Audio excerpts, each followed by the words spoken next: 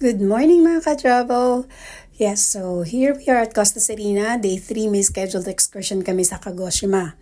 Kaya dumaong muna kami for this day. Medyo maulan and from Kagoshima City, nag-ferry kami to Sakurajima. Okay. Sabi naman ng guide, di naman masyado maulan dito. Actually ngayon lang daw. Most of the time maaraw talaga. So pagdaong namin, dumiretso kami to see the volcano.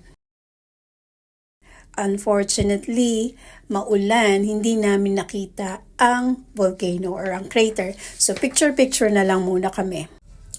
After that, we went to Sakurajima Hot Spring naman.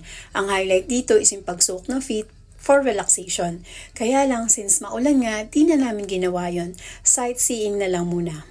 Alright, so for now, yun na lang po muna. See you on our next vlog. And please don't forget to follow and share for more. Thank you!